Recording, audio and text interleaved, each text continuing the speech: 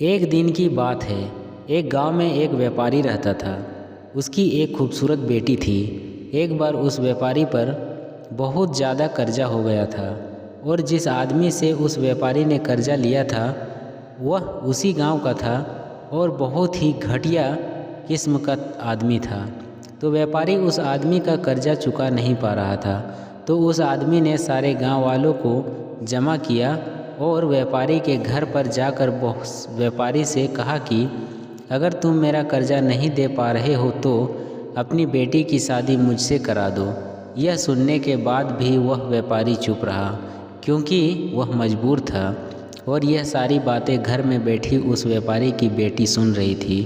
थोड़ी देर बाद उस आदमी ने गांव वालों और व्यापारी से कहा कि ठीक है, मैं एक थैली में सफ़ेद और एक काला पत्थर डालूंगा और इसकी बेटी को थैली में से कोई एक पत्थर निकालना पड़ेगा।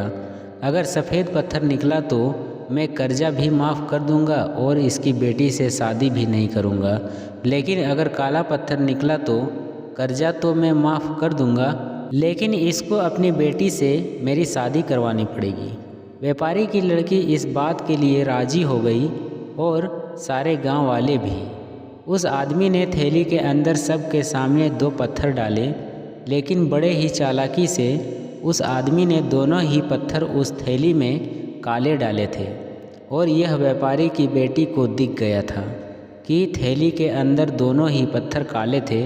अब वह लड़की सोच में पड़ गई थी कि मैं जो भी पत्थर निकालूंगी वह तो काले ही पत्थर होंगे और अगर काला पत्थर निकला तो कर्जा तो माफ़ हो जाएगा, लेकिन मुझे उससे शादी करनी पड़ेगी।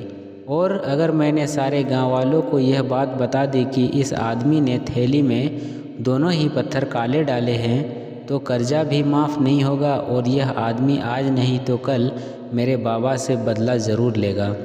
लड़की यह सोच ही रही थी कि लड़की को थैली में से पत्थर निकालने को कहा गया।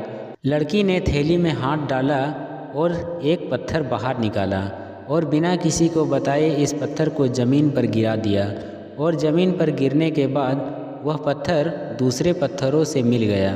तभी लड़की ने सबसे कहा कि अब कैसे पता चलेगा कि मैंने जो पत्थर निकाला था वह सफ़ेद था या काला था।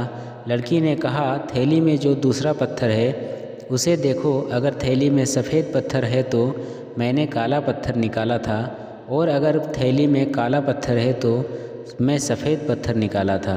थैली में सिर्फ काला ही पत्थर थे और सभी गांव वालों ने यह समझ लिया कि लड़की ने जो पत्थर निकाला था वह सफ़ेद था।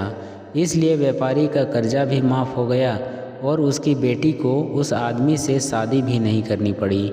ज़िंदगी में इंसान कई बार मजबूर हो जाता है और उसके सामने जो हालत होती है उसे उसी के हिसाब से चलना पड़ता है। दोस्तों, इस कहानी से हमें यह सीख मिलती है, जब भी आप मजबूर हो जाओ और मजबूरी में आपका कोई फ़ायदा उठाना चाहता हो तो इनोसेंट मत बनो, बल्कि अपने दिमाग का इस्तेमाल करो।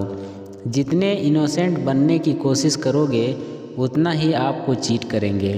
अब इसका मतलब यह नहीं कि आप लोगों को गालियां देना शुरू कर दो, बल्कि इसका मतलब यह है कि आप समंदर की तरह बनो और समंदर की तरह खामोश रहो, लेकिन उसकी गहराई की तरह अपने दिमाग में नॉलेज रखो। दोस्तों, अगर इस कहानी को अच्छा लगा हो तो सब्सक्राइब, लाइक और शेयर ज़रूर करें।